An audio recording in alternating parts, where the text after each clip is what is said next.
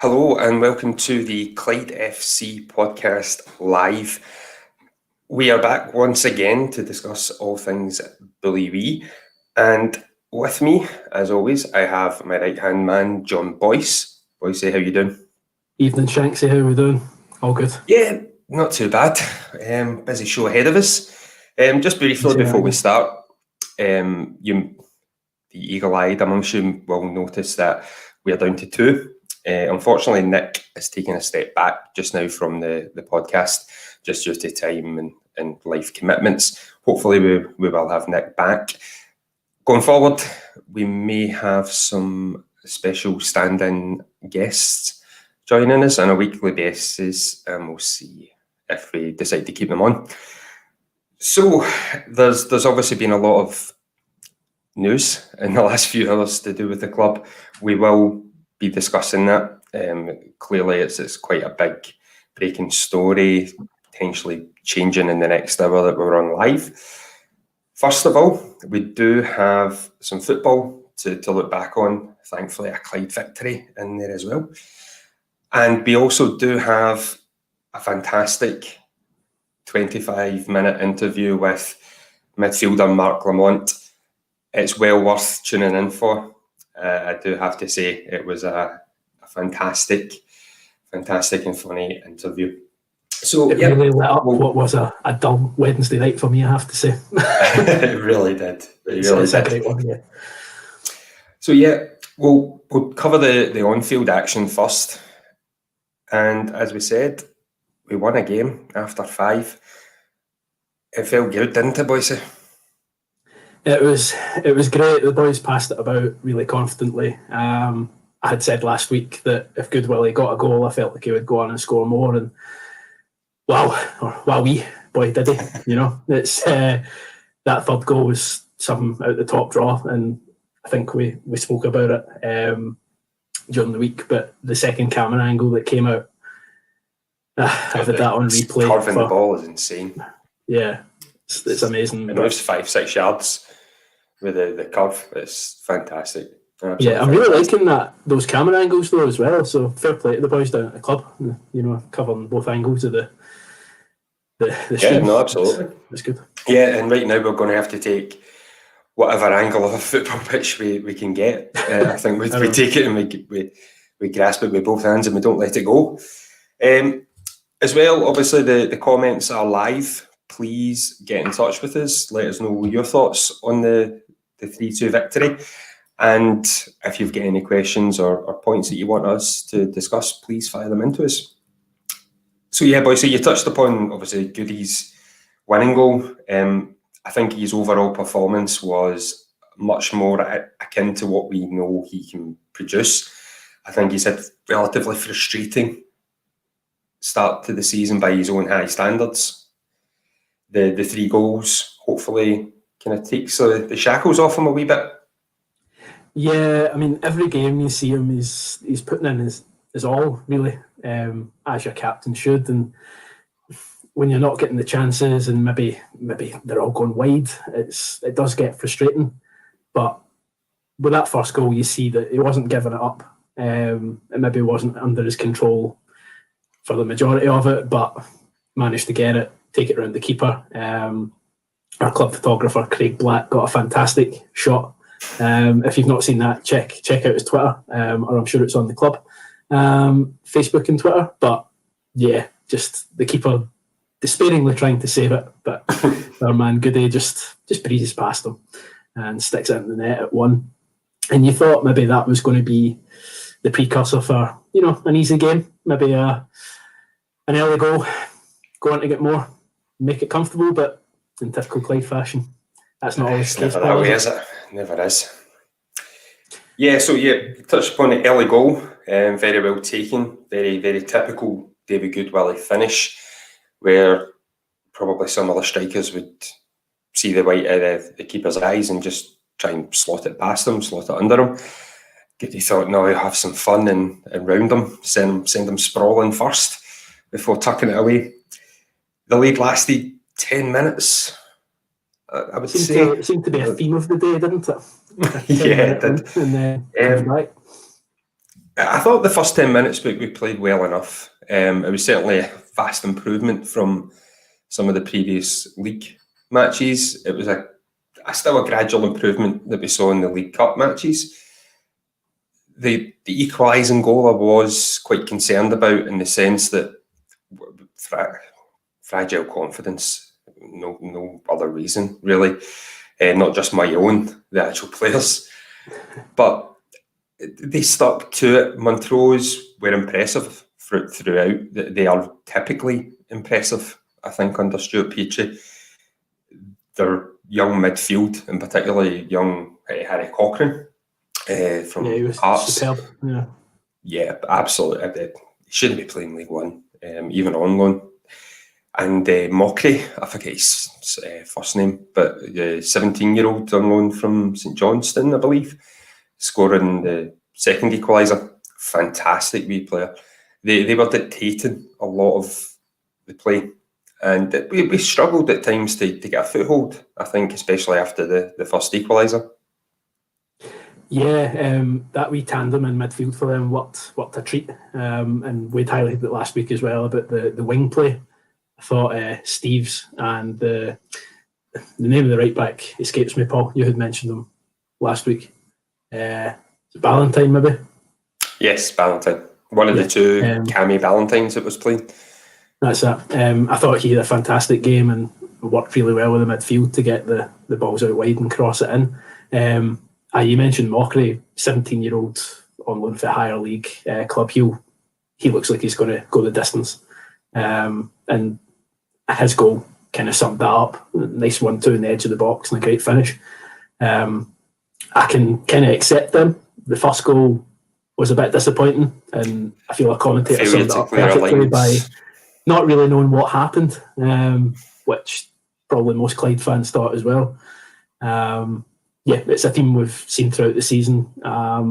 Going from the cup games into Montrose, I feel like we were gaining a wee bit of momentum, more for a battle inside, and I think we kind of saw that in shades in the first half, but especially the second half, where we managed to win some second balls and kind of get a foothold in the game again. And is that the Kevin Nicholl influence behind the scenes? Yeah, we'll touch upon that as brought up in Mark Lamont's interview, the impact that Kevin's had on the dressing room since he has returned a very short while ago. We've got a first couple of comments. We have James Downey, who is a Celtic fan, who currently believes that Clyde would take a few goals off them. And thank you very much for your kind words on the podcast. Greatly appreciated. Thank you. Now, I did think that we would take a couple of goals off of Celtic in February, but it didn't quite muster. No. So we'll see. We'll see. We'll take another go at you in the cup. We'll see what happens this time. Hopefully we're allowed back by then as well. It's always a good occasion when that stadium's full. It brings a tear to my eye. Yeah. It'd be good just to have 500 of us in right now. And Neil Baza, 87, David Goodwillie equals Clyde's Maradona. That's quite a statement. It is, but I'm not going to disagree with it. Main man, key player. Key man, Mr. Goals. So yeah, we touched upon obviously that the Montrose were impressive, and by the same token, we stuck in there. It was far from our fluent best, but we didn't collapse, and I think that was perhaps the fear after conceding 1-2 equalisers. We stuck to it. We scored some pretty decent goals on the counter attack. The winning goal, probably case in point to that, came from a block. Scott Rumsby charging down a shot to a very impressive and quick break from Ross Cunningham to the finish by Goody. Yep. That block for Rumsby was what started it all and started the celebrations in the boys' household. But no, the run through from Cunningham was, it was brilliant to see. The boys get a desire to get forward and took out about 3 players for that one run, and Goody just does what he does best, kind of holds off, sees where his space is, and hits a wonderful first-time shot into the top corner, leaving the keeper with absolutely no chance. Yeah, brilliant. The other thing now is impressive. Sorry, my cat's meowing in the background, if you can hear that. I mentioned it, the pros of live broadcasting from your house. The impressive thing, maybe not impressive, but for as good as Montrose were, David Mitchell didn't have a great deal to do. No, they were quite clinical, weren't they? They didn't have that many shots on goal and came away with 2 goals. From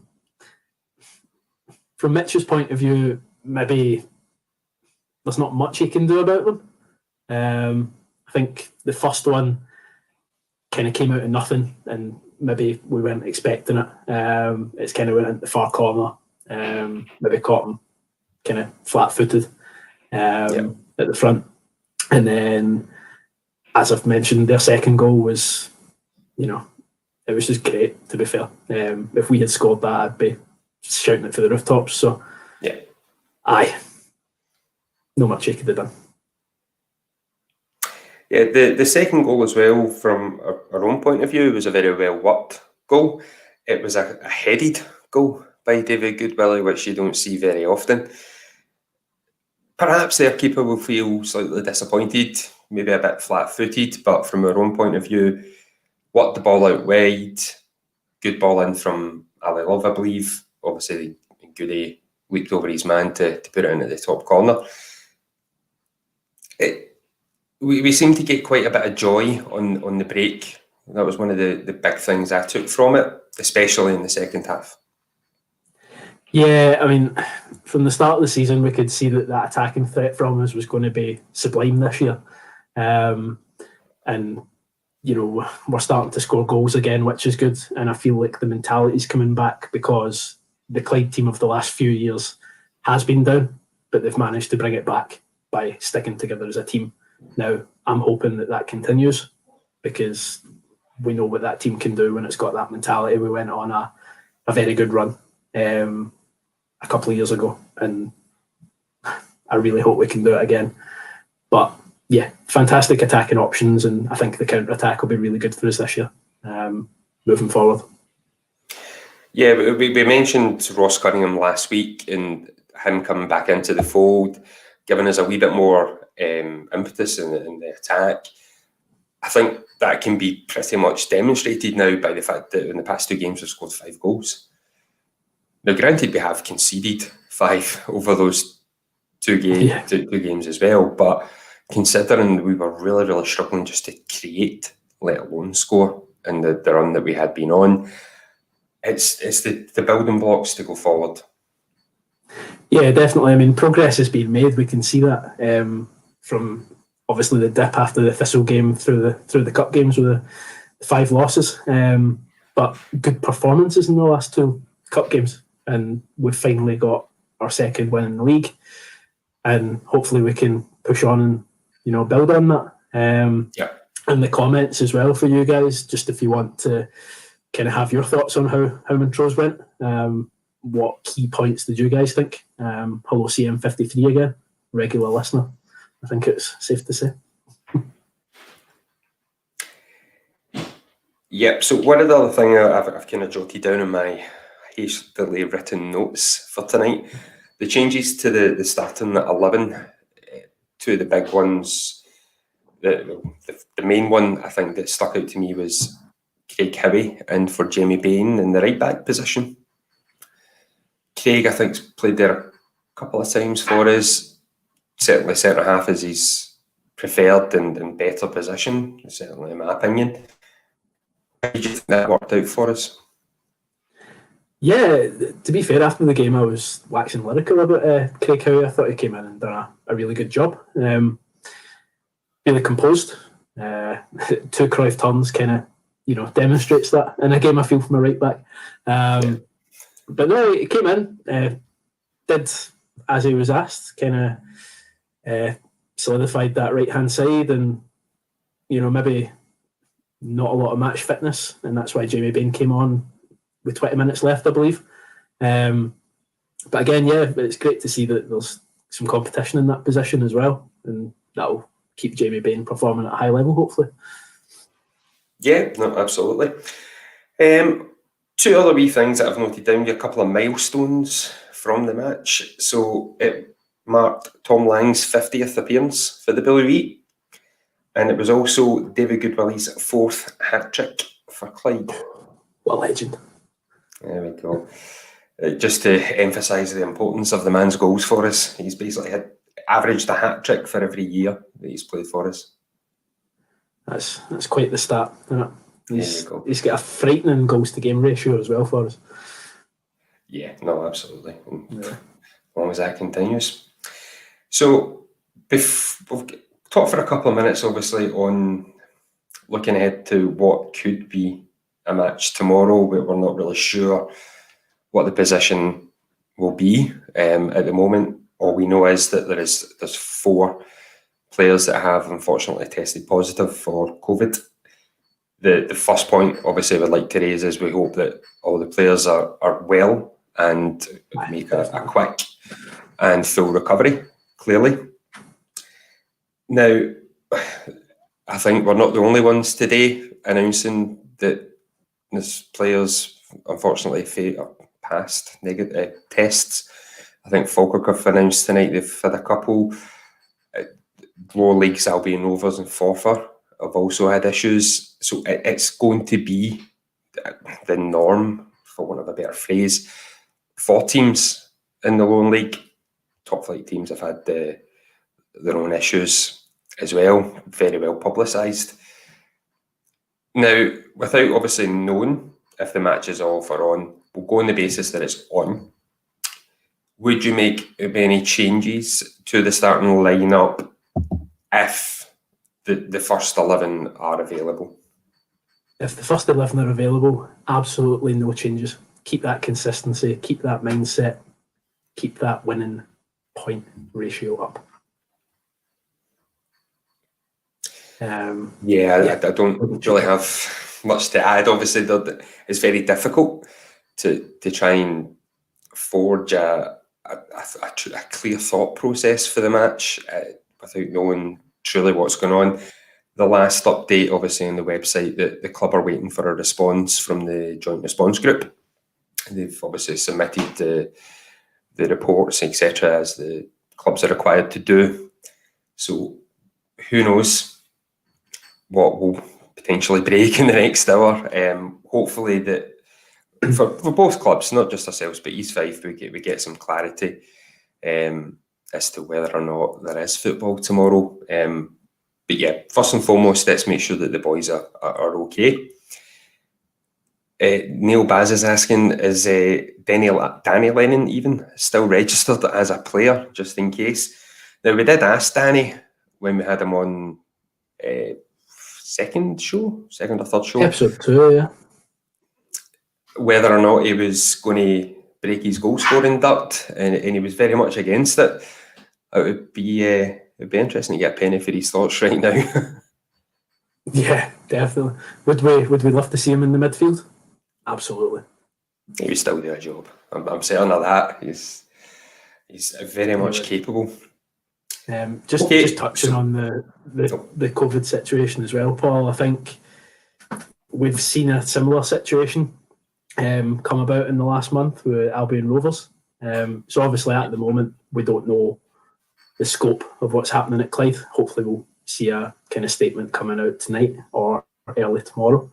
But Albion Rovers, they had their League Cup match forfeited, I believe.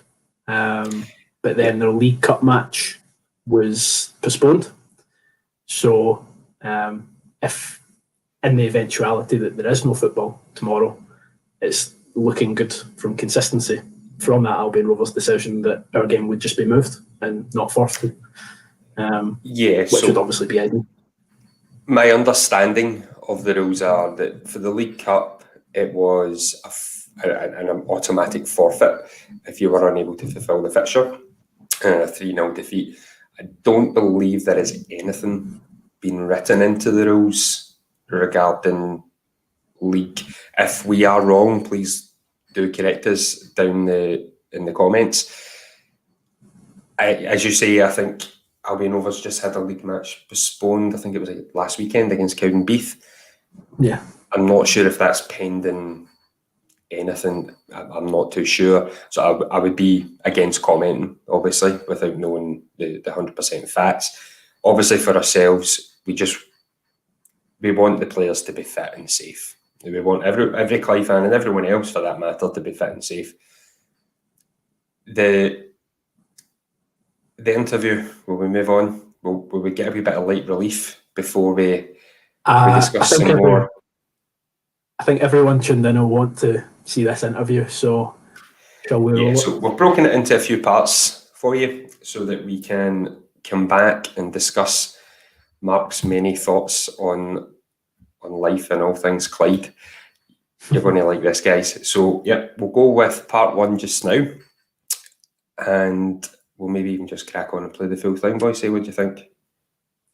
Yeah, I think go for the full thing. Right, we'll crack on. We'll play the full thing, and then we'll take some time at the end to talk about it and through any more questions that you have. Yeah, until I then. am delighted to say that we have Mark Lamont with us to answer your questions. Mark, how you doing? I'm great, thank you. How are you? Yeah, not too bad. All the better after the weekend's victory. How were the boys after that? Bit relieved more than anything? Well, with the last 2 games before that, we put good performances in. And we knew it was coming, but the relief to get the 3 points, and then the way it was a graft, you know what I mean? It was 2 each, and then finally getting that winner for that goal for Goodies is frightening and all. But it was just a relief.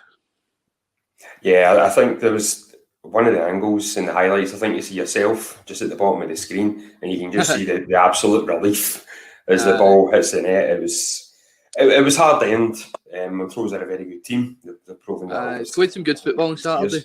I was quite impressed. Yeah, they're so well drilled. Obviously, you guys will know that more firsthand. Okay, so we'll move on to the actual questions. And first up, we're going to go for teammates, around the teammates. The not so subtly ripped off a soccer AM. Mitch kind of sold you down the river a wee bit, Mark, last time, so I'm expecting some retaliation here. We'll see what I can come up with. Right. Okay, so first up, we'll go for best trainer. Best trainer. I'd say JJ. See the boy in loan for St Mirren? Yeah, Jay Henderson. No, the Josh Jack. Oh, Josh Jack, sorry. I mean, they disrespected the Jay Henderson, but I'll put Josh Jack down as best trainer because the ability, you can see the ability he's got, he's brilliant. Is that just a grafting training, or is it anything else? Well, as a graph, like the gaffer, he's on us. You know what I mean? He wants the best of us. It's high demands. He wants, but you wouldn't want your manager making it easy for you. Or there'll be something wrong. You know what I mean? He only sees us 2 nights a week, so he needs to work us. That's it. Make the most of the time that he has available. Okay, on the flip side, who's the worst trainer? Mitch sat in the fence with this, and we need some definitive answers. I'm not sitting in the fence. No. Yes, love to hear it. Worst trainer. To be fair, there is everybody's quite good at training. I'm trying to think.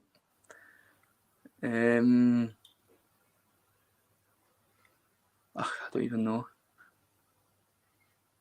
Worst trainer. Goody. I'll say Goody.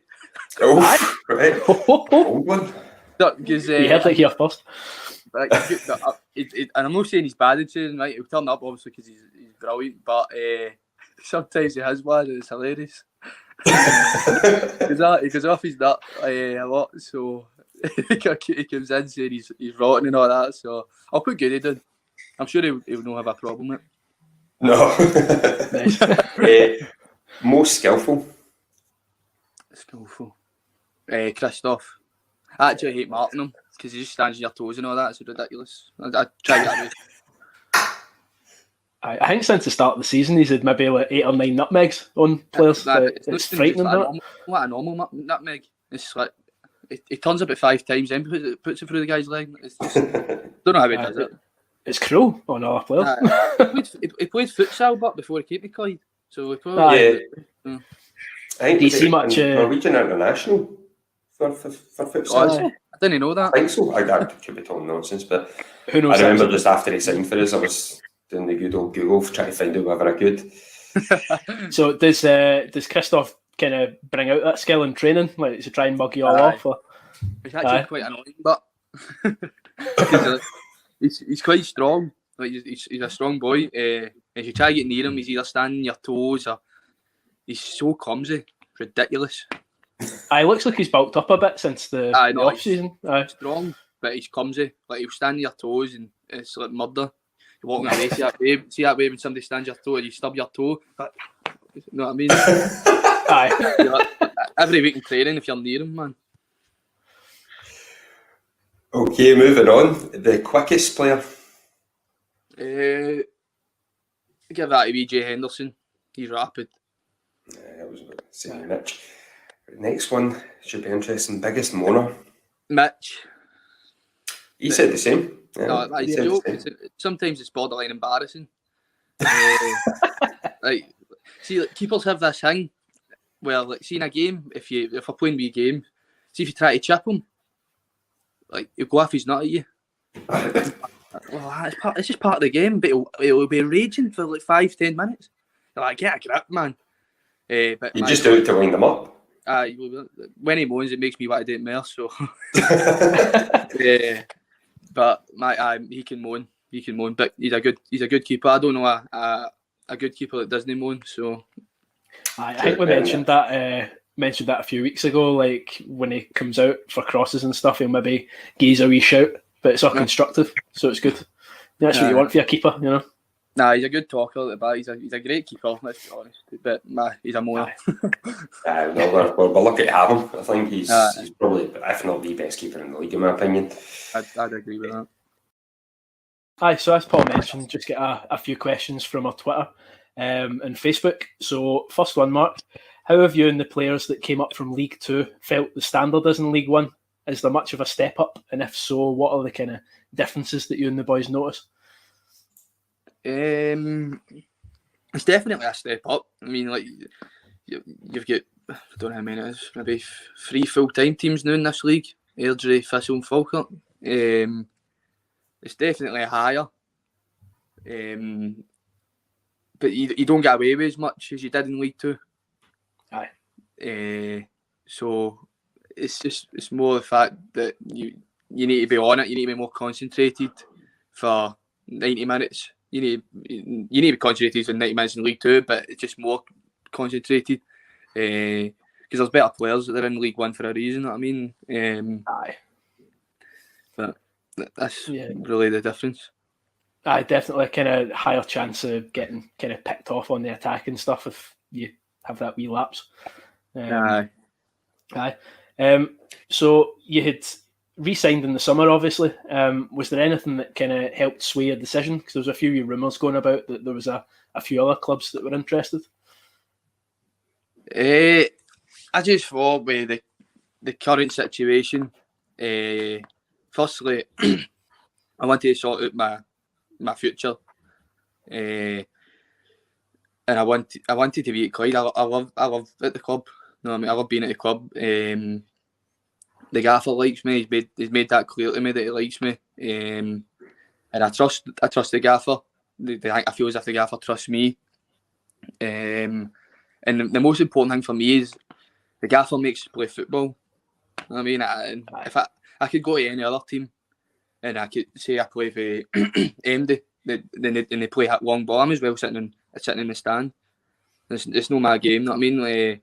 And I love the boys at the club. They're the biggest thing, but they're a very tight, close bunch.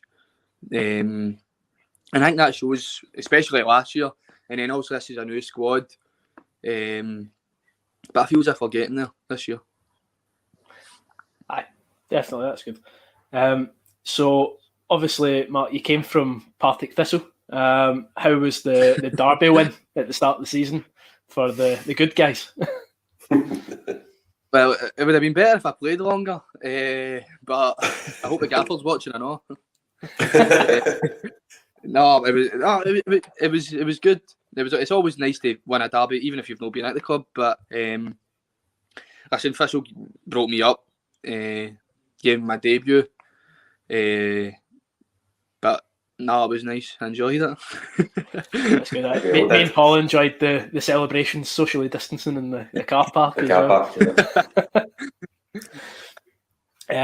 So another one was, do you have any pre-match superstitions? And do any of the other guys in the squad have any weird ones that we should know about? Clean, preferably. Trying to keep it PG. I don't actually think MD does. Something comes to mind that Scotty Rumsby does, but I don't know what it is. He's so neat and tidy up with everything. Like his boots, he's got I don't know what you call them, things to keep them in shape and all that. He comes in with them in his boots. Oh, he puts them in his trainers when he takes them off. So I don't know.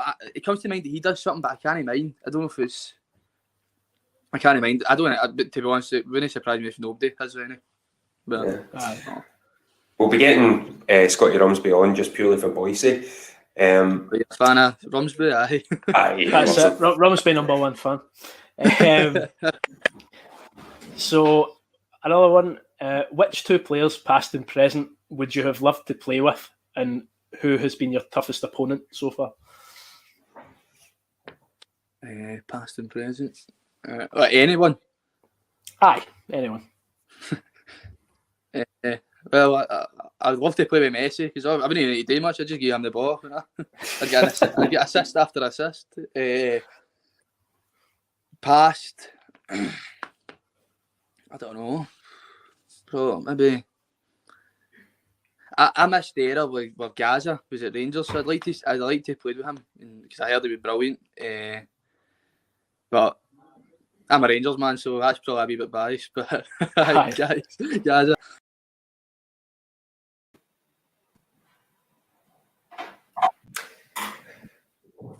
So then we have the first part of Mark Lamont's interview. It was interesting. It always was likely to be. It was a good laugh. Things you want to bring up and talk about, Boise? I'll get my technical issues out the way first. Come on, my life here.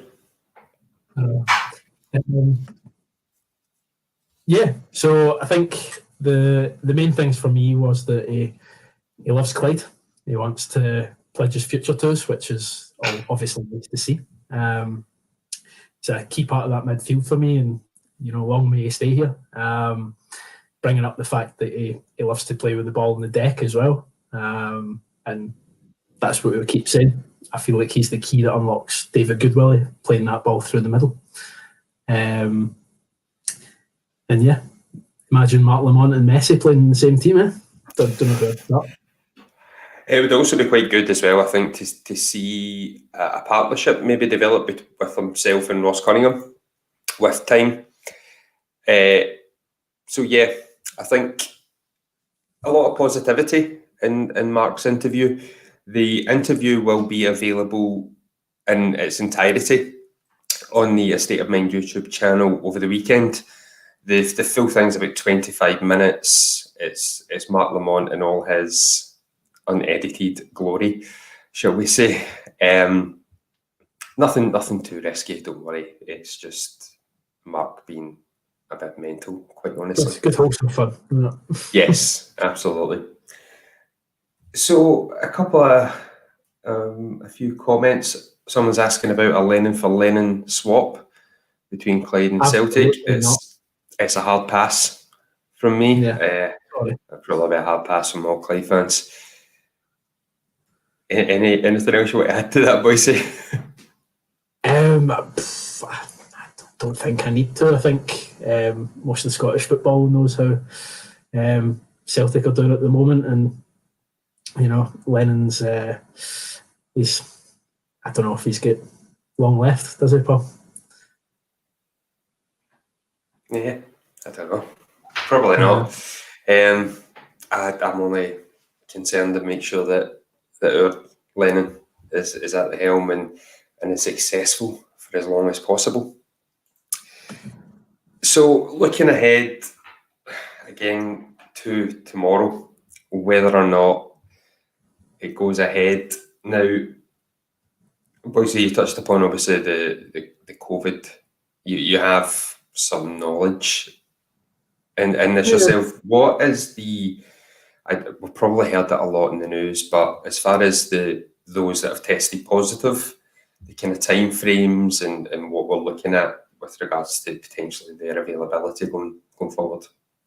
Aye, so when it comes to the virus, you've got a potential incubation period of it of up to 14 days.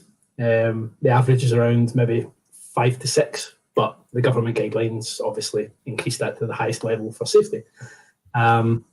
So that will be 2 weeks self-isolating, and then they'll be hopefully available again.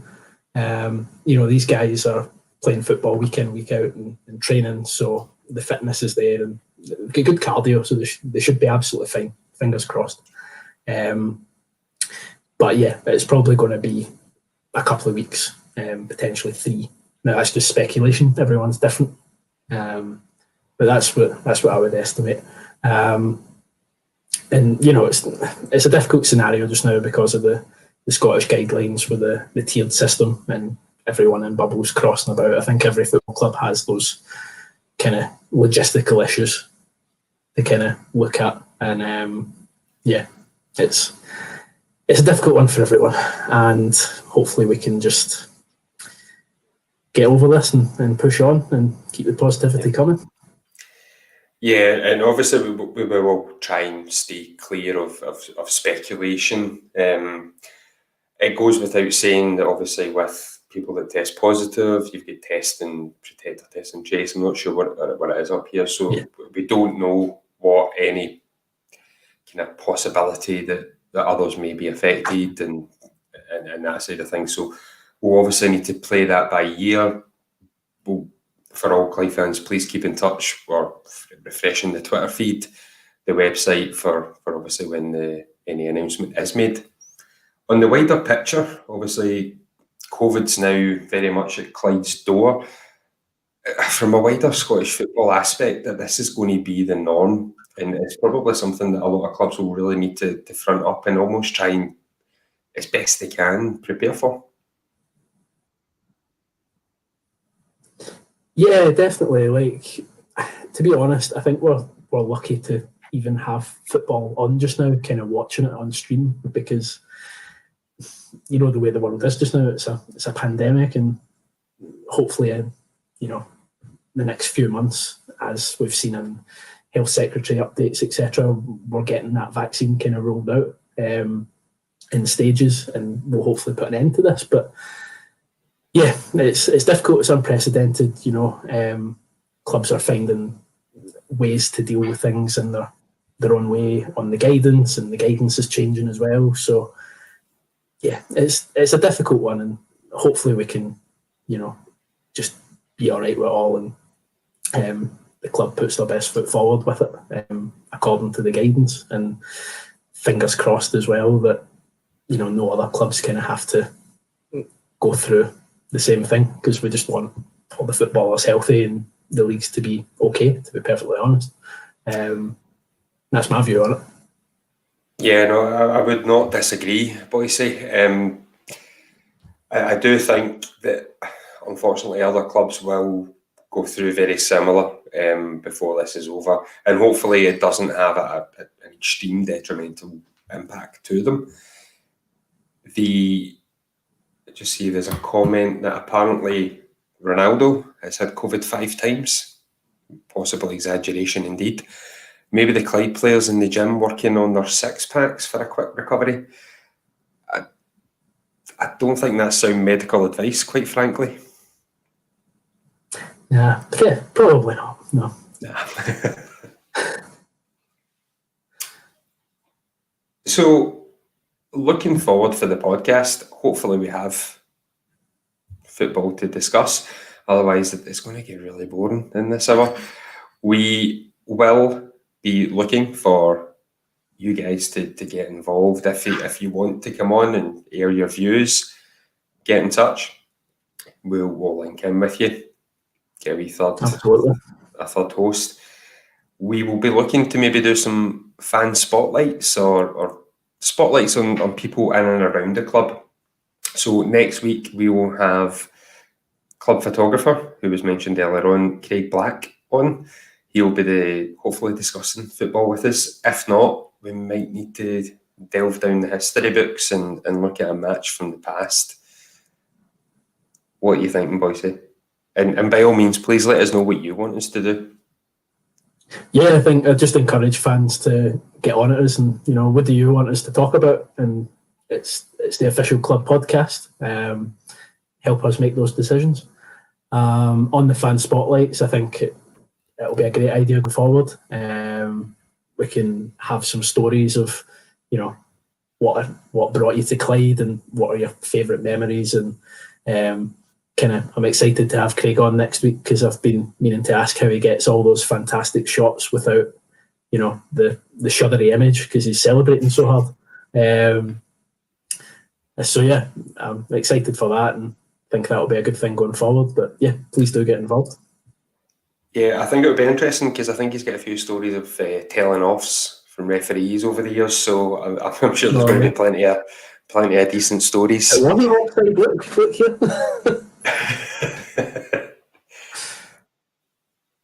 So, do you want to cover anything else from the recent goings on around the club? Your thoughts for just in general? We're obviously filling time now. I'm refreshing the website, hoping for a breaking news story, but sadly nothing. Yeah, I think just to highlight again, the interview with Mark will be available in its entirety over the weekend. I would advise you all to give it a wee watch. There's a good story about Ali Love in there as well, and his sweets. Who knew? And yeah, just I've not really get anything else, Paul, to be honest. I've just been refreshing my phone, trying to get all the potential information on whether we're good to go tomorrow, but yeah, I've got a feeling it might be a late night or early morning one. Yeah, it could very well be, sadly. We can just obviously talk upon some of the other kind of highlighted points in Mark's interview, which you'll be able to see, as we said. He mentions the return of Kevin Nicol. Obviously, he was the captain of the promotion team. Was then released, had a season at Stirling Albion, and I think he was very recently in juniors. He's obviously now back at Clyde on, I believe, amateur terms. Mark mentioned that he just instantly lifted the dressing room and the impact that then had on the performance against Montrose. I thought that was quite telling. You could see that the players were struggling. Not, from a confidence level, probably more than anything. And having someone like Kevin, who is just a very popular figure, fans and player alike, can have a difference, even if he's not perhaps going to be spending a great deal of time on the pitch. What were your thoughts on when Mark mentioned that? Yeah, I think we've mentioned it before, it's great to have that kind of person in the dressing room and lifting everyone. And I think that did have an impact against Montrose because, as I mentioned, you saw that kind of battle and not giving up mentality. And in a season like this, mentality is everything. You've got to be on top of your game. If you've got those downs, you've got to come straight back up and, fight. So Kevin Nicol certainly knows how to battle. We've seen that throughout the years. I'd be very interested to see him in the midfield again, putting in those referees won't tackles. Yeah, referees won't. Yeah. That's it. But listen, that's what we need. We need that kind of on the park for a certain few games, in my opinion. I think he'd be really good against your Peterheads, your Dumbartons, your Forfars perhaps, where the midfield is big and physical. And we need that person in there. And then if he's maybe not playing against some of the kind of, maybe, I'm going to say quicker midfields, but that's not the right way to put it. I don't think it's unfair to say that pace was never really high on Kevin Nicholls' attribute list. Aye. I think it's the experience more than anything. Yeah. And then for those games against like your Falkirks and your Partick Thistles, maybe just that experienced head in the dressing room to kind of maybe calm things down and point out where we went wrong. In addition to the management duo, obviously, but Big Kev's been at the club for a good few years now, on and off spells, and top spell, so yeah, fantastic addition to the dressing room, and I'm really glad to see him back, and it's good to see that Mark and the players from the interview have said that as well. So good going forward. Yeah, definitely get Big Kev on. I think Mark maybe mentioned that, how to get him and Ali on the show. It'll be interesting, I would say. I'll bring chin pads. So a few of the other points that Mark made, and again, COVID element to it, would be the lack of fans in the ground. We asked Mark to obviously give us a kind of pattern statement for Clyde fans, and the biggest thing that he said was that the players are missing the fans just now. Would you say that that's probably been reflective in some of the performances earlier in the season? Yeah, absolutely. Earlier on in the season, we've went a goal down, and I've not recognised the team. Heads have went down. There's no way back. Kind of keep saying mentality, but it is. And I feel like the players feed off the fans when we're in that situation, because I can guarantee if we're 1-0 down at home against Peterhead, it's not going to be silent. There's going to be encouragement. There's maybe going to be some other things said, but it's all about that encouragement and positivity, and I think that the players really do thrive on that, and it maybe gives them a wee extra yard that sometimes makes a difference.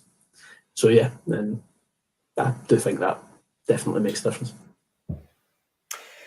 Got a question in, and it is, what do you think the impact will be on momentum if we do obviously have a couple of games postponed after the confidence boosting victory against Montrose? Yeah, it's a good question, Lynn. I think, again, having Kevin will help with that. He's the one that I feel can kind of steady the dressing room and get us geared up for another kind of win. And they've got to remember as well that if we can battle against Montrose, there's certainly nothing to say that we can't battle against any other team. Now, I know after the Partick Thistle game, the momentum went downhill after a postponement against Dumbarton. So I can see the concern there, but I think we've learned from that. It's a concern for myself. I will be honest on that. It does concern me. It's not something we can concern. It's not a pitch inspection that can potentially change here. It is a concern. It's highly unfortunate, I think, this early in the season to potentially have had 2 games called off, one for weather, one for other factors. Yeah, it's quite a season, isn't it? It's unprecedented. But listen, we've got to roll with the punches. I hate that word now. Unprecedented. I'm going to bar it for future podcasts. Yeah, well, if you get rid of me, you're on your own. That can be done. Oh my. No, I think we've got to roll with the punches and just see where it takes us. But I think, personally, we've got that mentality back. I can see the players, they've had the drive and energy, and hopefully, if we do have a kind of stoppage in games, we'll be okay. Yeah, I mean, looking at the fixture list, we obviously potentially East Fife tomorrow. The week after it would be Forfar at home, I believe, then followed up by Falkirk at home as well. Now, given the timescales you gave us earlier, John, potentially 2 weeks, if that is back-to-back postponements, we could be looking at the next game up against Falkirk, which they look very much a different beast this season compared to the one that we had such success against last year. Now, we ran them relatively close in the League Cup, 2-1 away victory. It was perhaps a bit more comfortable for Falkirk than the scoreline suggested, particularly the second half performance.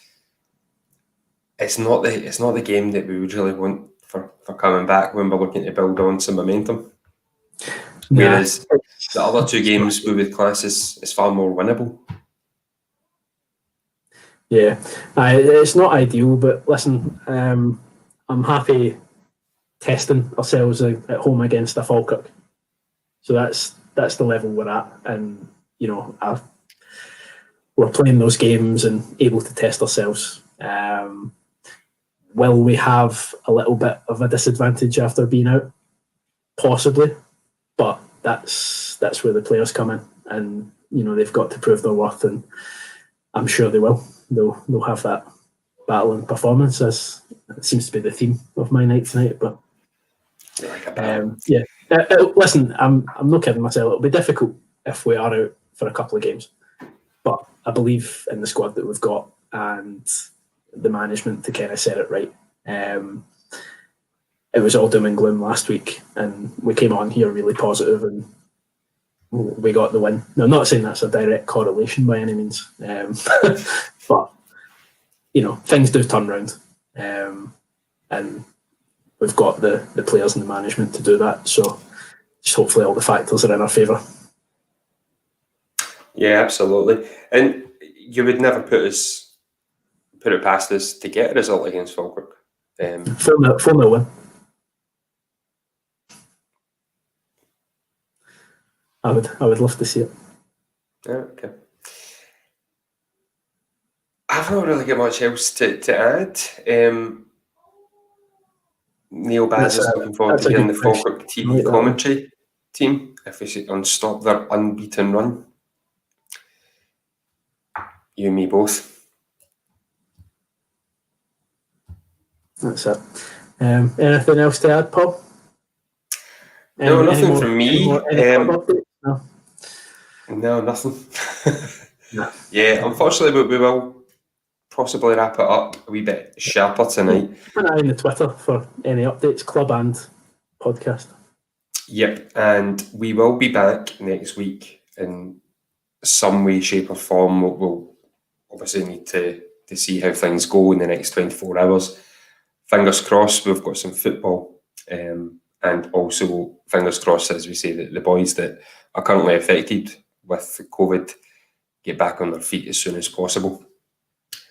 So with that in mind, the interview will be up over the weekend. Keep an eye on that, and we'll link you up as and when it's available. Until next week, thank you for watching. Thank you for contributing. Boise, thank you for your thoughts and time as always. Thank you, sir. And until next time, come on the Clyde.